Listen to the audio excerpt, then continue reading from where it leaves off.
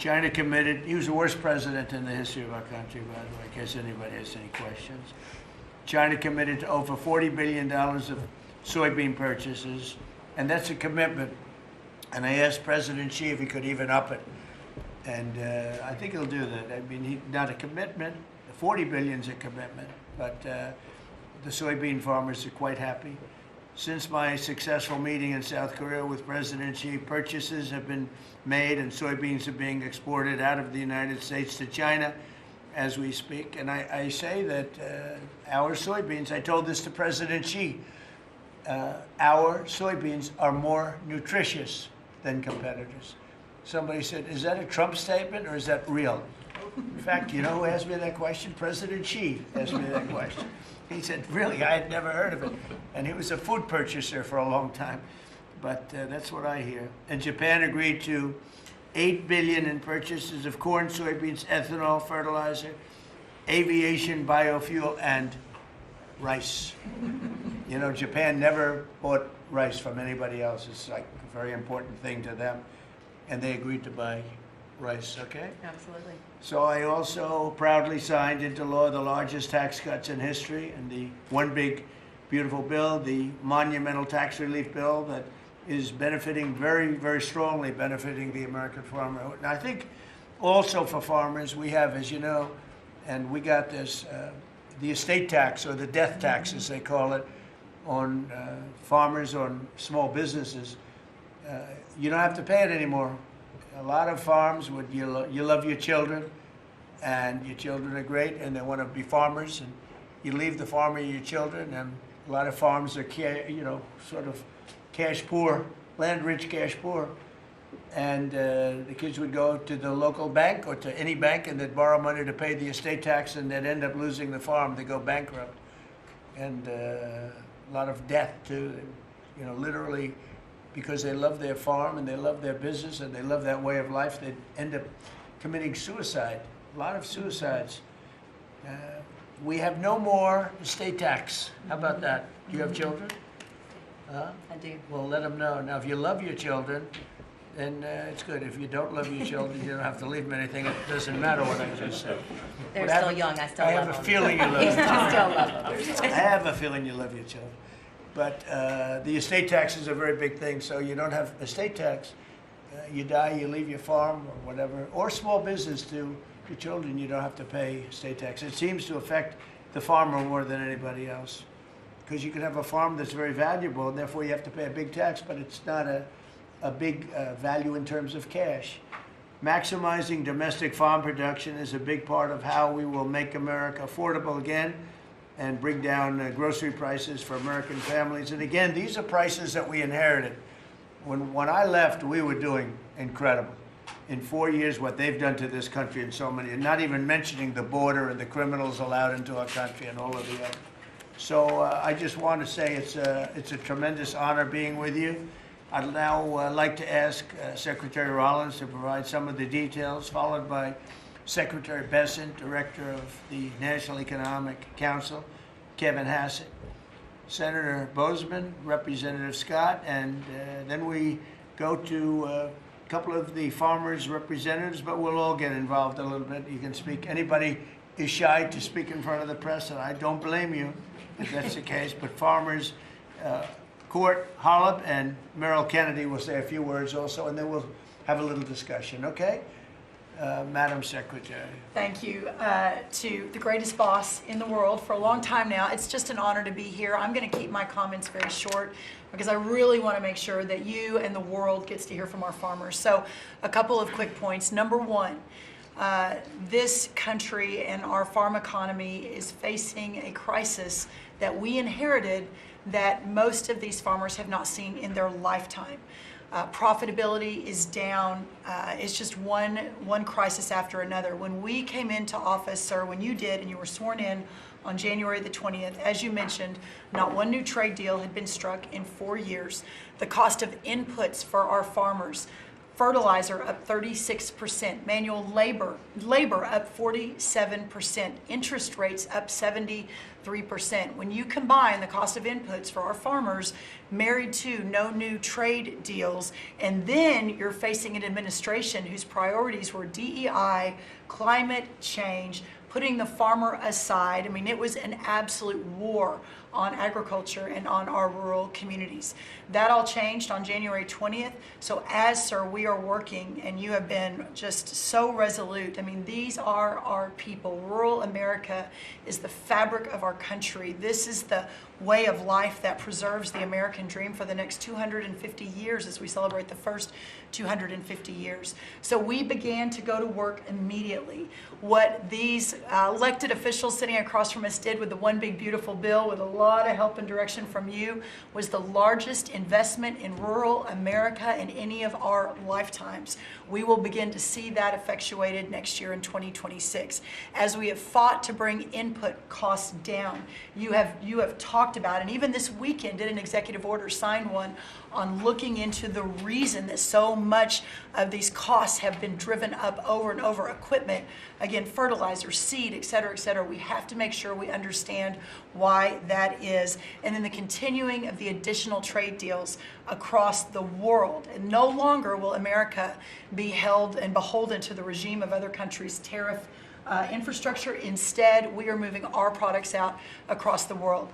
Having said that, and we have been listening to the farmers for the last 10 months, 11 months, sir, that the bridge that is needed to get from the last administration and what basically happened under the last president and the last U.S. Department of Agriculture to this new golden age for farmers, where instead of farming for government checks, they can farm to feed their family and sell their products and pass it on to the next generation, that this bridge is absolutely necessary based on where we are right now. So as the president said, we are very pleased to announce that today we are going to be effectuating an $11 billion bridge payment to our farmers. The money will move by February 28th of 2026, but by the end of this month, so just in the next couple of weeks, every farmer that is able to apply for it will know exactly what that number looks like. So as you are going to your lender, as you are working to ensure and understanding what you can plant for next year, you will have that number in hand. And we will continue to talk to our farmers, continue to understand exactly what this looks like and what is necessary. The final thing I'll say is 12 billion. Well, we're holding $1 billion back. So today we are announcing $11 billion.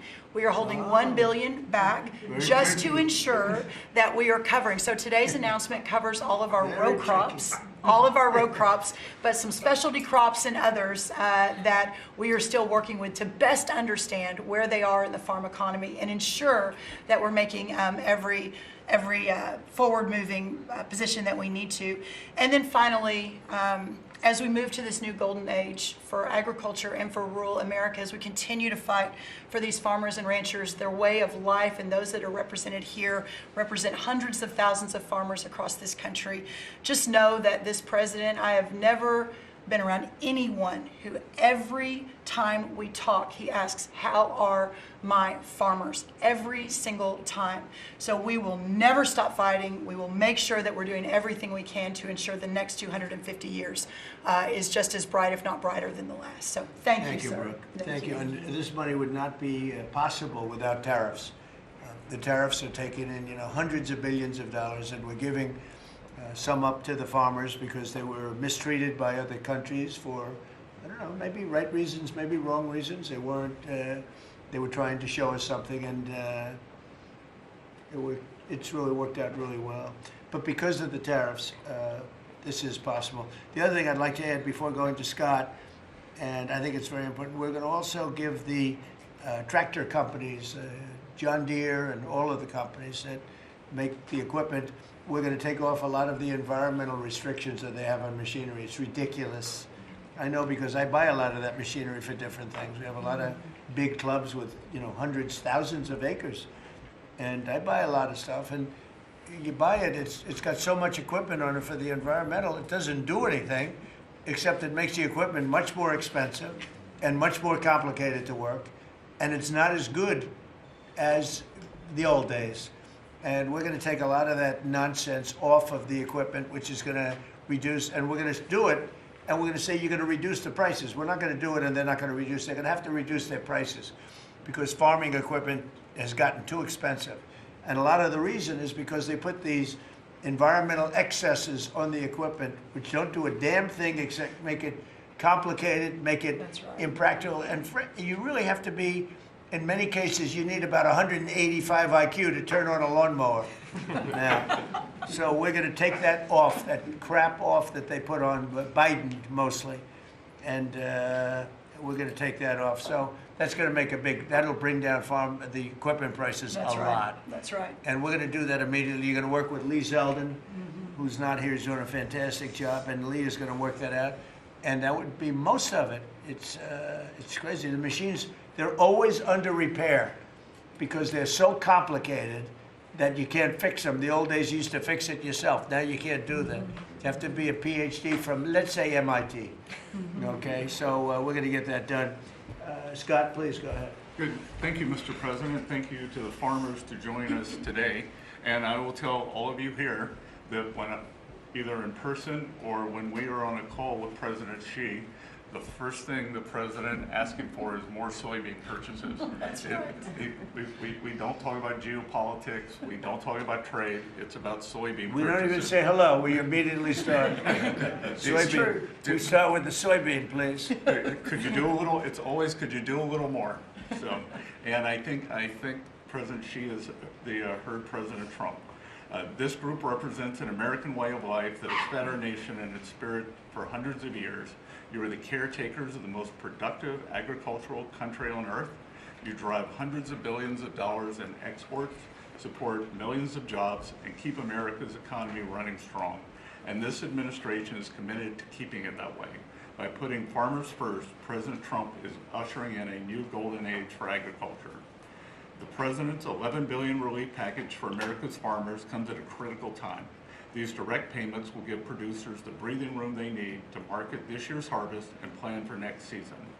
This serves as a liquidity bridge during a period of adjustment, supporting the strongest agricultural sector in the world. Add this to President's success in reining in Biden-era inflation, thanks to the administration's pro-growth policies, input costs like fuel and fertilizer are easing, and credit conditions are improving, interest rates are coming down, helping farmers prepare for the next harvest. President Trump scored a massive victory for America's farmers when he secured an arrangement with President Xi in Busan to reopen China's markets to U.S. agricultural exports, especially soybeans, sorghum, and other commodities. Under this framework, China committed to purchase at least 12 million metric tons of U.S. soybeans this growing season, followed by a minimum of 25 million tons annually for the next 3 years. And it's not just China. At the President's direction, Treasury, USTR, and the Department of Commerce have secured supplemental purchases of U.S. agricultural goods in major trade agreements across the world to open new markets to America's farmers. The One Big Beautiful Bill also delivered transformative benefits for America's small farmers. It locked in full expensing for farm equipment and 100% expensing for farm structures built during the President's term. I believe Representative Scott and a group in the House, we were originally just going to do factories, and they called us and said, you need to do farm structures too, and the President said, we're all in. And it extended and enhanced much needed relief from the punishing death tax, giving family farms greater certainty as they plan for the next generation. Mr. President, thank you for putting America first by putting your farmers first. Through pro-growth, pro-farm agenda, you are ushering in a new golden age of American agriculture, and Treasury is proud to help in this. Thank you, Scott. You know what we'll do? We're going to go a little faster because the last meeting we had was 3 hours. We're the most transparent group, so if we can go faster, it'll be great. And then we'll take some questions from the fake news. Is that okay? Kevin, go real fast, Kevin. Yeah, I could go really fast, sir. Yeah. Sir, the farm economy, you always ask me to just get a few numbers to put it in perspective. And as I've looked through the incredible performance of these people that work so hard and are such important people for keeping communities alive, the thing that struck me the most, because you and I were here in the White House during COVID, is that during those terrible COVID times, farm production didn't go down. Like these farmers, they went to work every day and they produced so much. But then Joe Biden came in, so we had COVID, and farm production didn't go down. And then Joe Biden came in, and he really wrecked the farm economy.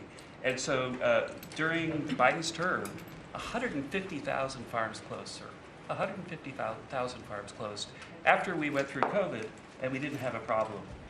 Now, why did we do it? Why were we able to do that? I'm going fast. The first is that, do you know that expenses for farms fell 5% while we were here because of all the things that we did, expensing and everything else? But under Joe Biden, they went up 13% because of all, the regulations, energy, everything else. But the thing that really jumped out at me the most is because you had high growth and low inflation. Interest expense for the farm economy fell $120 million per year while you were there in the White House. But under Joe Biden, it increased by $8 billion per year. And so you wonder why it is that we need this $11 billion, maybe $12 billion to build a bridge loan to America's farmers. It's because we know how to fix it, but there really was a hole that was dug in the previous administration. Thank you. Hope it's Thank fast you enough. very much. Good. That was quick. That's good. Appreciate it. Senator, please. Yes, sir. No, thank you so much. Thank you for convening us this great announcement and all your hard work for farmers. I think I was reading the clips, and I think yesterday you talked about, Mr. Secretary, about farmers needing certainty, and which is so true. This bridge note is one of those things that provides certainty. I also, as I was reading that, thought to myself, the one thing that farmers can be certain of is the fact that you've got their back, and you proved that through the years in the last administration and now this. I was giving a presentation to the Senate a while back, and I was talking about us having the cheapest, safest food supply of any place in the world. It's not just about the farmers in rural America. And so Marco Rubio was sitting by me prior to coming over here and becoming the great Secretary of State. But he punched me and said, "John, always remind him," he was head of the Committee on Intelligence. He punched me, he said, "Always remind them, food security is national security." So this is important for so many different reasons. And again, I appreciate you for recognizing that, not only now, but when you were campaigning in your first election, how you treated the farmers in your first administration, and now stepping up. So we look forward to helping you. If we need some additional help, looking to Congress, or whatever, we'll be there for you. So We're taking in so much money with the tariffs now that it's such a pleasure. Without it, we wouldn't be able to help you. We're making our country, we're the richest country in the world now. And, we have a big decision. Hopefully we're going to get the right decision. It's such a big thing in the Supreme Court right now. We have a lot of bad people opposed to us, people that hate our country. Other countries are involved, some real sleazebags that I know, political sleazebags. And they're trying to take that away from us. And we have other methods, but they're not as powerful. They're not as quick. Some of the wars that I solved wouldn't have been solved using those methods. So it's a very important thing, the tariff. The decision of the Supreme Court's a very important thing. And Scott, we can do it other ways, but it's slow and it's cumbersome, and it doesn't have the power. It doesn't have the national security power that we have. So I hope we're going to be successful. That's all I can tell you. Austin, please. Thank you, John. Well, first of all, President, thank you for the selection of Brooke Rollins as Secretary of Agriculture. That was a big first step. You want to keep her? Absolutely. Can I Absolutely. butt in and second that? She's not only her, but her staff does a tremendous job. I agree. And Remember we really eggs? do Remember we came in appreciate and all she does. Absolutely. the people in the media, I'm going to be nice, the people in the media were 3 days into offices, you right? They're saying egg prices are up like 90% more than that. And I said, I just got here. I didn't know about it. I just anyway. She got those prices down to below what they were before. She's doing a great job. Now beef is starting to come down, and some other things are starting to come down. Yeah. Again, we inherited these problems, but we're getting them down. Go ahead, please. She's a fact-based decision maker, and the egg issue is where I learned about her. She said, we're not going to use a vaccine that doesn't work. We're going to develop a vaccine that does. Right. And that is 100% what it takes. And so we have to make decisions based on facts. And President Trump, the trade issues, I want to thank you for exposing what other countries are doing to us. Yep. I want to mention one specifically for the benefit of Kevin and Scott. I hope they're paying attention to it, but the European Union deforestation regulation, where they are imposing on our landowners rules that were established for Brazil, and now they're telling the American farmer what they can and can't do on their own land through this European Union deforestation regulation. Now, what does that tell? Explain that. They are telling the American farmer that if their timber is cut and they are going to use that land for pasture land or for production agriculture, that they will not take the timber or the byproducts from the sale of that timber. And I have talked with James a little earlier about we need to make it clear to Europe, Mr. President, If you could give me a 2-paragraph statement on that, I will give that to them, and they will do what they have to do. Yes, sir. We're always helping them, and they do this kind of stuff, and they pass little regulations that cost billions of dollars. It takes them 2 minutes to do it. They do it. Very tough, no good. You give me a couple of paragraphs. That's all. We don't have to do a lengthy study, and I'll get that changed fast. Okay? Thank you very much, President. We love you. It's incredible.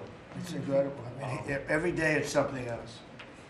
A country that can't feed itself doesn't know what freedom is. And so thank you for making sure that our farmers have the tools that they need so that we as a country can feed ourselves. Well, just what you said to me about, the European Union, and that guy's the European Union, right? We have to be able to act quickly with tariffs. We can't just, go to a committee, go to a study that takes 7 months and talk.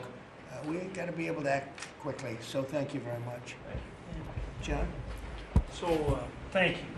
I think that's the message from Farm Country is thank you very much. In the Working Family Tax Relief Act, or as my young staffers call it, OB3, there is a tremendous amount for farmers and ranchers. You mentioned the credit as far as estate tax, which is so important. You analyzed it just right. But also in there, we enhanced ARC and PLC, which is a countercyclical safety net, thanks to the strong leadership of Senator Bozeman and our colleagues in the House. We also included the Farmer Act, which was my bill to make crop insurance more affordable. These tools will kick in next year, Mr. President, in a big, big way for our farmers, big time. And people aren't even really looking at it yet, but it's going to be a very big deal. So today is all about bridging to get there. And I want to thank Secretary Bassett and Jameson Greer. They're tremendous, and they're negotiating hard out there for farmers and ranchers. And I know it's because you're setting the tone. But this is that bridge, and so we need to come back to Secretary Rollins. Thank you. Your leadership on this was vital. And Mr. President, you're right, they love you in Farm Country out there. All you have to do is drive out and see the flags and the signs all over the fields. on the hay bales, right? It's a great honor. They're great So, people, the best people. This is really important. Really important for our farmers and ranchers. Thank you very much. Hey, you're doing a great job too, John. Thank you. And whatever we need, we get through the Senate, we get through the House, we'll get it done. I think we'll start maybe with Court Hollow, and you come from a place that I'm very happy with. I hail from the great state of Iowa. I'm surrounded here by some of the greatest farmers in the area and from across the country. Anything from rice farmers, we've got all sorts of cotton farmers, everything. Everything is here represented so well. And first off, from me, I want to say thank you for this bridge payment. It's Christmas early for farmers. And just to kind of have an icebreaker here for the story, I've got a 2-year-old little boy at home. 2-year-old little boy and a 4-month-old little girl. And the other day I was reading my little boy a story at night, putting him to bed, and he said, "Daddy, I don't want Santa Claus to come to our house for Christmas. I want President Trump. and I think, Mr. Trump, I think you brought Christmas to farmers. With this bridge payment, we'll be able to farm another year, help us get by. It's such an honor to be here with you. I lost my grandfather and a hard hand in 2002 in a farming accident. And he instilled in me at an early age to love the land, to take pride in what we do. Was that a machine accident? It was a machine accident. And it gets in your blood to farm. It's in our blood. Despite what happened, I want my 2-year-old to farm. I want my 4-month-old daughter to have an opportunity. And what you're doing here in DC is working. You have a backbone to stand up to other countries for trade. You're getting things done. Tax provisions. I'll be able to potentially pass on a farm to my children because of you. Ethanol. You're working for ethanol.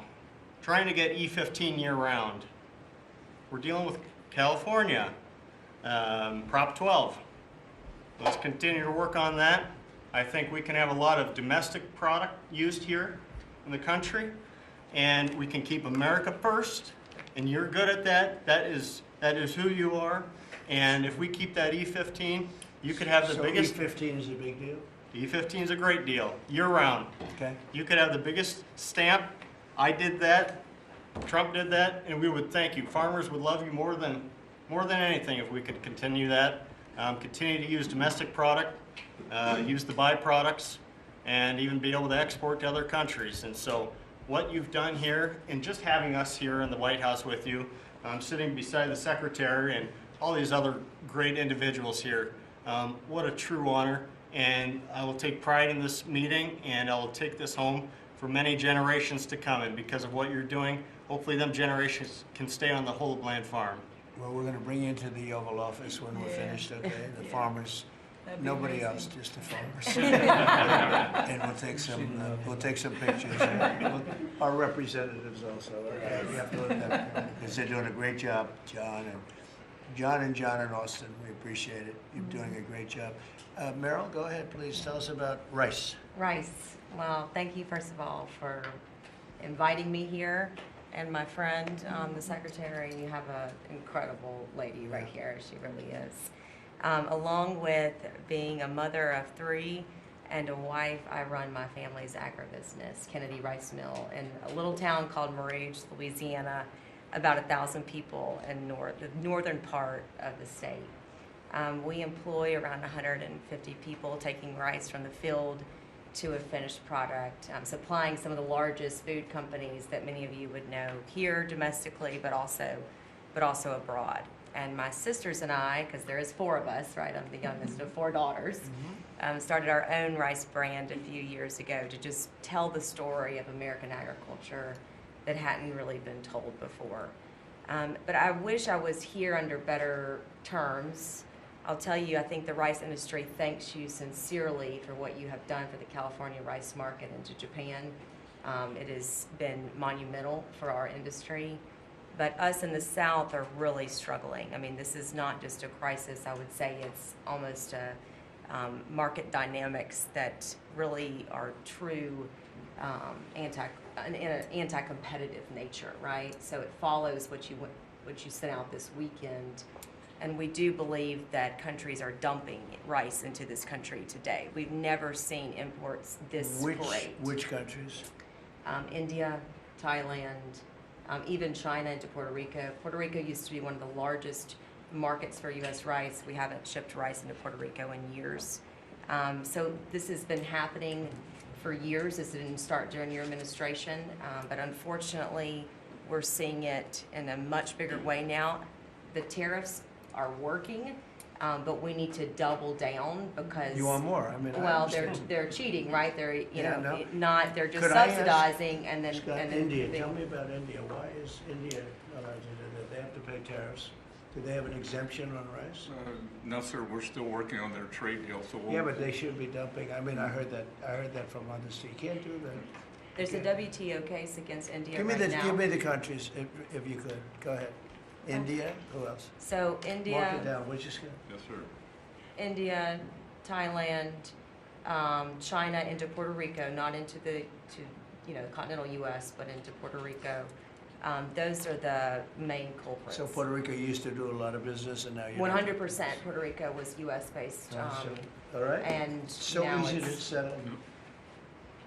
Okay. But there's others too, and I can get you a full list Get as me well. a full list. Of course I can. Yeah. All right. So. Go ahead. So truly, this is a national security issue. I think you put it just perfectly. And so I want for all of us in the room to know that rice is more than just a commodity. It's a currency in many of these And countries. you love rice, right? I You love love rice. Yes, I'm going to get you to love rice too. The next time you're not going to have a button for a Coke, you're going to have a button for rice. Get a little bowl of rice. But The farmers our- love what they do. yeah, It's true. Well, our farmers can feed this nation and many nations abroad, but we need fair trade, not free trade. And so we appreciate what you've done today. We appreciate what you did in the big, beautiful bill. I mean, my word, you really changed reference prices. And, we're hopeful that we can even move that further. I know that rice prices right now are the lowest they've been in over 40 years. So we're going to struggle. We're going to max out on our payments probably. So that's something that I know those in Congress can potentially help us with to change. But again, we appreciate everything you're doing. That's solved so quickly with tariffs to these countries that are illegally shipping. It's solved. Your problem is solved in one day. That's why we have to win the Supreme Court case. In one day, that problem's solved. It's so unfair. They go out of business. They put everyone out of business. That's what they did to our car industry. We lost more than 50% of our car industry because of that. We lost our chip industry. Went to Taiwan because of that.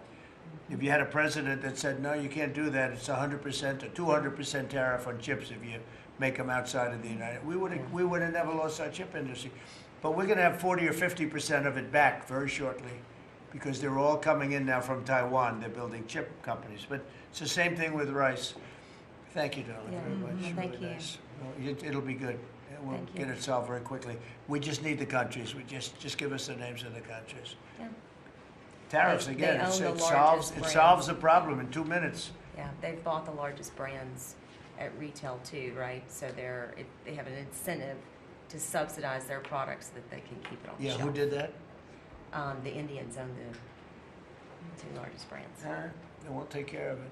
It's Thank it's so easy. So, do you have any questions? Yes, President Trump. How are How you? about keeping it on farming?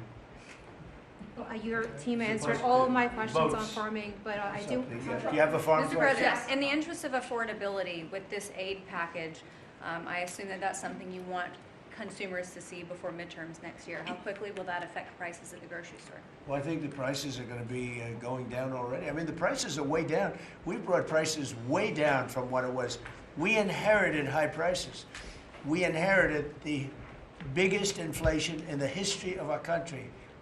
That means prices going up. And we brought it down very substantially. Now inflation is essentially gone. We have it normalized, and it'll go down even a little bit further. You don't want it to be deflation either. You have to be careful. But we brought it way down. We had inflation that was the highest in the history of our country. They say 48 years, but I say the history. 48 years is pretty bad too, right? So we're solving those problems. President Trump, We're would bringing you- them way down, yeah. Would you consider MAHA incentives for farmers that go by MAHA guidelines? Well, a lot of the farmers like those MAHA guidelines, yeah. So, I mean, they do. We like MAHA.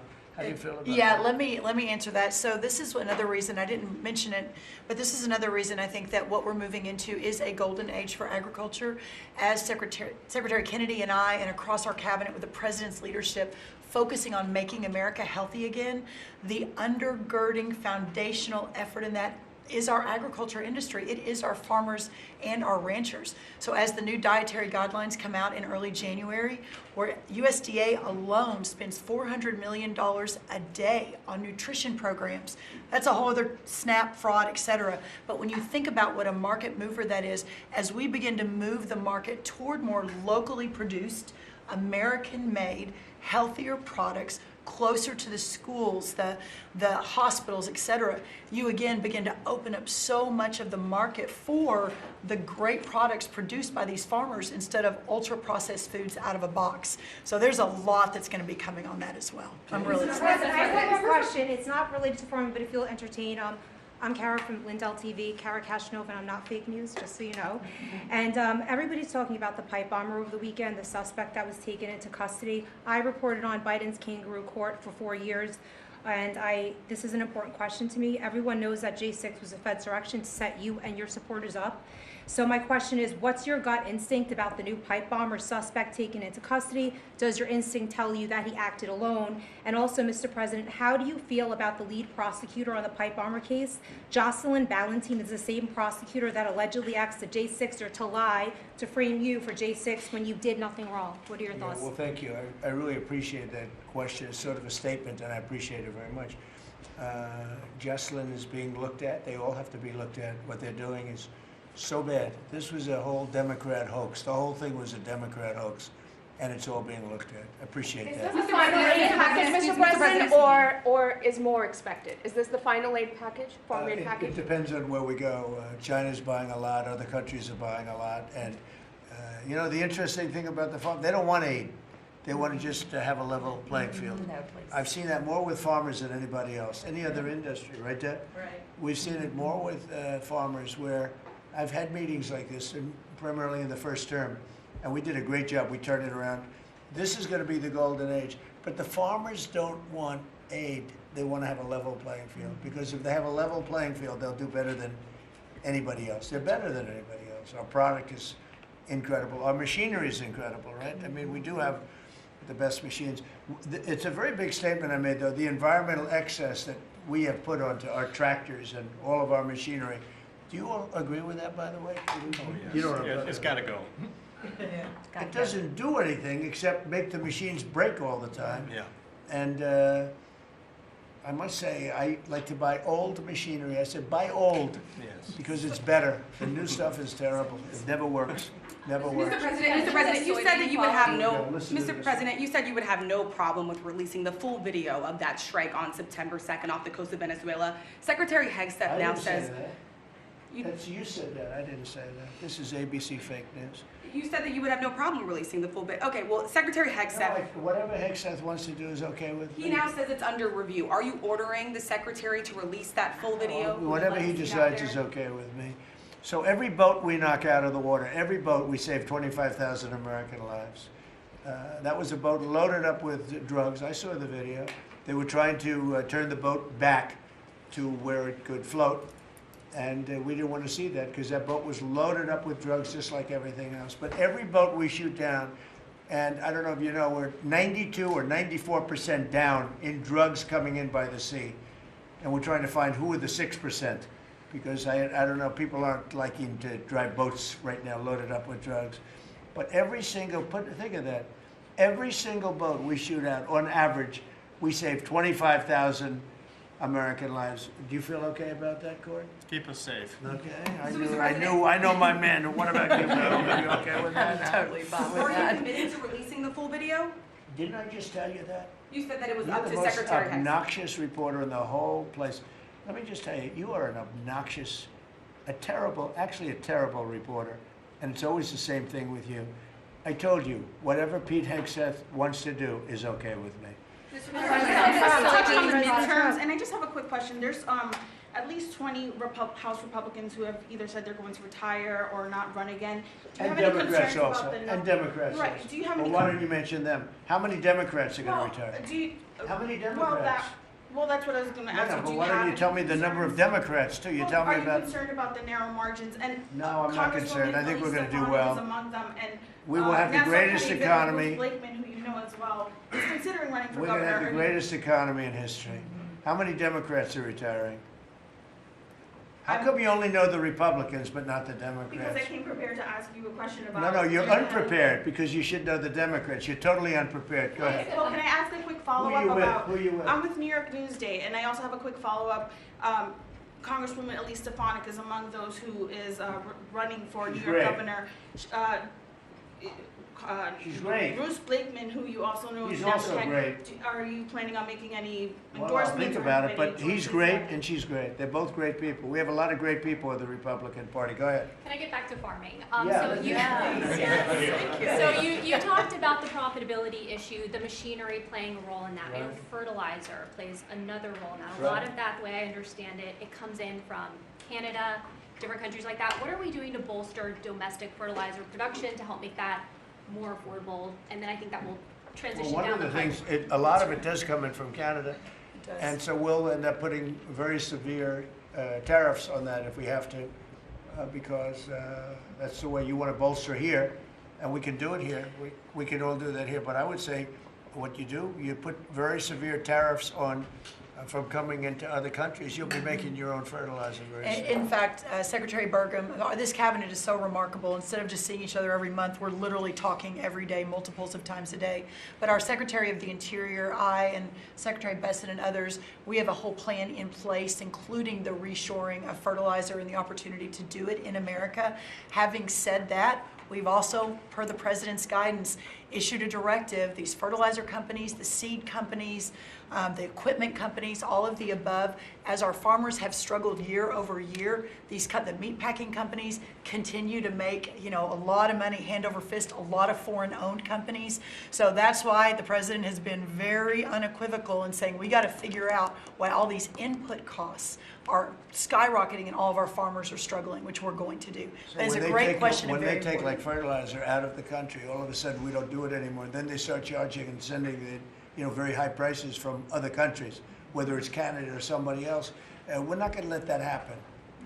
Okay? Mr. President, on the $12 quality of foreign produce, you spoke about soybeans and how the quality here in the United States obviously is a lot better. That's what Is- I've heard. Yeah, is the default of this administration, because that's an issue I understand with root vegetables, citrus as well. Is the default of this administration that even if it's a little bit more expensive homegrown, you will choose homegrown over cheaper produce abroad? I like homegrown. Some things we can't grow because we don't have the heat. There are some things, little delicacies or maybe not such delicacies, but they grow better in warmer climates, very warm climates actually. But for the most part, I like homegrown. Mr. President, thank you. One on this announcement and then one on foreign policy, if I Yeah. may. Are you open to tapping into tariff revenue again, should farmers find they need additional relief to get to that level Yeah, I playing am. field? If we're going to make the farmers so strong, and I'm not even talking about financially, because they just want to be able to produce what they can produce, and we're going to make them so strong that it will be indeed a golden age for farmers. And then on Russia and We had it going in the first administration, and then Biden came in and ruined everything. They had no idea what they would. They did. I mean, I think they hated the farmer. I love the farmer. And That's then- why I got 94% of the vote from the farmers. But they hated the farmers. I love the farmers. Go ahead. And then on Russia and Ukraine, obviously your administration has been having talks with each side. Given that there is no peace deal at this point, will your administration stay engaged in those talks to effort a peace Well, deal? we just want to see people stop from being killed. We don't, as you know, Joe Biden gave them $350 billion. And I gave them nothing. I did give them javelins at the beginning and knocked out a hell of a lot of attacks. But and Obama gave sheets. Remember, Obama gave sheets and I gave javelins. But no, we have a great situation going over there, except for one problem. You got a lot of people dying, and I want to see that stop. So you have mostly Ukrainian soldiers and Russian soldiers. Last month, 27,000 soldiers died, mostly soldiers. A few people from the dropping of a missile in the middle of Kiev or wherever, which is a terrible thing. But mostly soldiers. 27,000 soldiers died last month. That's what I want to see stopped. We, as you know, we now sell equipment to NATO at full price, and NATO takes that equipment and probably gives it to Ukraine. I guess they could give it to others too, but for the most part, give it to Ukraine. And they're working with Ukraine in terms of distribution of equipment, missiles, etc. But we aren't spending money. What we are doing is spending time on a humane basis. We want to see if we can stop the killing of 27. It would have never happened. This war would have never happened if the election weren't rigged. If I were president, this war would have never happened. President Mr. Trump, President, to do your you support question, the Paramount question. deal that If you could you pick talked a lot about the anything- soybean purchases? Say it. You've talked a lot, obviously, about China's Yeah. soybean purchases. Some lawmakers from North and South Carolina have raised concern that U.S. tobacco farmers were told that China would not purchase flu-cured tobacco this year. Has that come up in your conversations No, I at haven't all? heard that, but we're doing well. The tobacco people, because of the deals I made, they're doing very well. But that could be, if it's the case, I can get it solved very quickly. Do you President Trump, let do us you- know how you settled on this 12 billion or 11 billion plus one more billion We dollar did, yeah. figure? We looked at how they were hurt, to what extent they were hurt. We did a very, steady progression of charts, and we figured out a very exact number, and it was about $12 billion. Okay? President Trump, if you had one Christmas wish for America besides making American farmers great again, what would it be? I would say very simply, I go by a statement when people ask that question. Remember that question was asked to Ted Kennedy, and they said, "Well, what are you going to do to make America great?" And he couldn't answer the question. I have a very simple: we're going to make America greater than ever before, and we're going to do it through a series of tariffs, intelligent taxes, and incentives. And our country has never been stronger. We've never had anything like coming in. We have $18 trillion coming into our country right now. There's never been anything like it. And if you ask me that, I'll say I just want to keep doing what I'm doing because there's never been anything like it's happened. Do you support The biggest number ever in history was $2 trillion, and we're at $18 trillion. This is money pouring into our country on building car plants, on building AI plants. We just want to keep doing exactly what we're doing because nothing like this has ever happened in the history of the world, not just our country. There's never been, Scott, would you say that's right? There's never been anything like the investments coming into America. So this is President, do a you- record year. Record year. Do you support the Paramount deal, sir? On healthcare, Mr. President, 22 million Americans are expected to see their healthcare insurance premiums start to rise by the beginning of next year. You're talking about because Obamacare is so bad? Yes, well, sir, because the Obamacare subsidies are expiring. Are you That's going to do because any? Obamacare is so bad. What is the Republican plan? Are you going to let that happen on your watch? What I'm going to do is, if the Democrats go along with it, which they don't want to because they want to make the insurance companies very rich, okay? I want the money to be paid to the people to go out and buy their own health care instead of paying to the insurance companies, their stock has gone up 1,700% in a short period of time. Did you know that? 1,700. You wish your corn went up, right?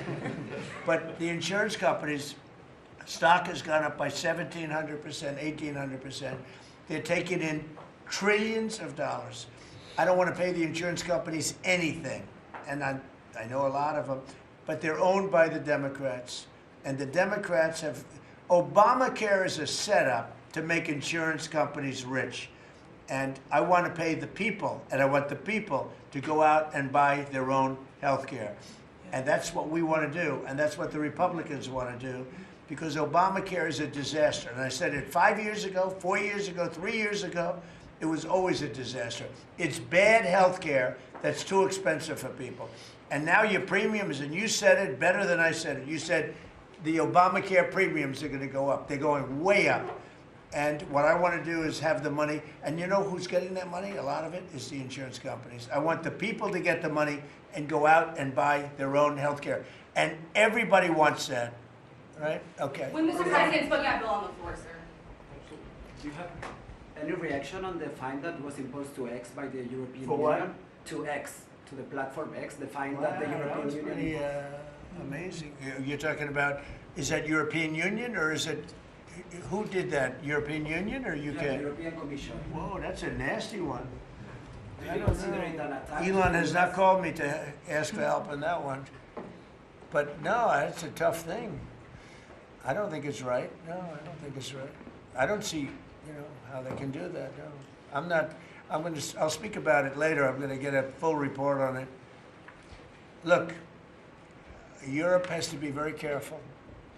They're doing a lot of things. We want to keep Europe Europe. Europe is going in some bad directions. It's very bad for the people. We don't want Europe to change so much. You're going in some very bad directions. That was a big thing. directed a review of the childhood vaccine schedule, possibly to match what is on par with peer nations in Europe. Would you support ending federal mandates and just making those recommendations for schools? You're gonna have to say it again. As far as the vaccine Louder. as far as the vaccine schedule for children, would you support ending the federal mandates and making it optional for schools? Well, we're looking at a lot of things having to do with vaccines and with the different. I think we take like 88 different shots, all wrapped up in one big glass of stuff like that, and we're going to be reducing it very substantially. Do you support the Paramount It'll be safe, bid, Mr. President? but we're going to be reducing it very Do you substantially. support the Paramount bid for Warner Brothers that came I don't this know enough morning? about it. You spoke about Netflix last night, saying you have concerns about them. I know the companies very well. I know what they're doing, but I have to see what percentage of market they have. We have to see the Netflix percentage of market, Paramount, the percentage of market. I mean, none of them are particularly great friends of mine. You know, I want to do what's right. It's so very important to do what's The right. Paramount deal is supported by Jared Kushner, Mr. President. Would that impact your decision? If Paramount is, I don't know. I've never spoken to him about it. He's really trying to work on Gaza. I think his primary thing is Gaza. If you're making house visits on Christmas Eve, as he suggested, does the beast need to be fitted with sleigh reels? You want to answer that question? Absolutely. We should put sleigh rails on the beast, yes. Madam Secretary, do you support that? Go ahead. That Republican plan that you just talked about when it comes to health care, when do you expect Republicans to put that We're on? looking at it very strongly, and we're also going to the Democrats and asking them to do it. The Democrats want to make the insurance companies rich. They're all paid off by the insurance companies.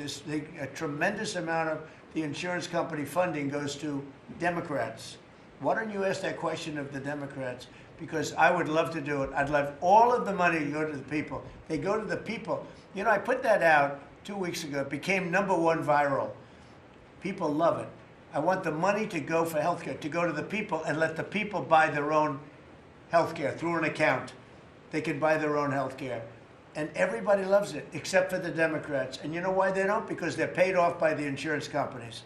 Okay, what else? Yeah, Alina Habba says she's stepping down as U.S. Attorney for the District of New Jersey after the courts disqualified her. Do you have any comment on that? Well, she's not disqualified. You've got a blue slip thing that's horrible. It's a horrible thing. It makes it impossible to appoint a judge or a U.S. attorney, and it's a shame. And the Republicans should be ashamed of themselves that they allow this to go on, because I can't appoint a U.S. attorney that's not a Democrat, because they put a block on it. So if you appoint in Virginia or in New Jersey or in California a U.S. attorney or a judge, I mean, a judge situation is ridiculous. The only people that you can get by are Democrats, because they will put a hold on it. If I put up George Washington and Abraham Lincoln to be U.S. attorney in New Jersey or to be U.S. attorney in Virginia, we have Democrat senators, they will not approve them. And this is a gentleman's agreement that's lasted for too long, and it doesn't make it, especially in light of what's going on today.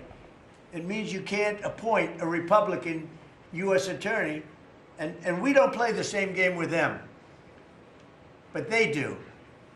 And I hope that somebody speaks to Senator Grassley about doing something about the blue slip, because I'm telling you, John, I put up great people, top people, highest education, the best lawyers to be like U.S. attorney, and both senators, it only takes one, but if they're Democrat senators, they say we're not going to approve it. I had a couple of them say, why don't you appoint Democrats? All because Senator Grassley, with his blue slip stuff, will not let anybody go by. By the way, the Democrats have violated the blue slip provision on numerous occasions, but we don't do it. And what it means is, I guess I just have to keep appointing people for 3 months and then just appoint another one. And it's a very sad situation. We're losing a lot of great people. We have about 7 U.S. attorneys who are not going to be able to keep their jobs much longer because of the blue slip. Because unless, I think I know why they did that, to protect their ass. Okay, that's why they did that. But it should be done away with. I want to be able to appoint the most highly educated, the most respected people. They can't keep their jobs because of the blue slips. Terrible. Okay, thank you very much, everybody. Thank you. The farmers, let's come into the Oval Office, all right? Deb, come on. We're going to go into the Oval Office. You're going to see what a real office is. You keep your little... Thank you, press. Let's go, let's go. Keep Thank these. you. I Start keep the them. pace. Tyler. Keep going. Thank you, press. Hey, Tyler. Thank you, press. Let's go. Let's go. Thank you. Thank you, press. Keep going. Keep going. I know. Thank you. Hey, Deb, Thank you, agree with me press. on blue slip. You know I cannot appoint anybody. Huh? I can't appoint anybody. They're unplugged. Everybody I've appointed, their time is expired. And then they're in default. And then we'll lose the case.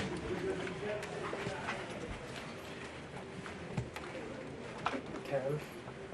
Hello, Ken?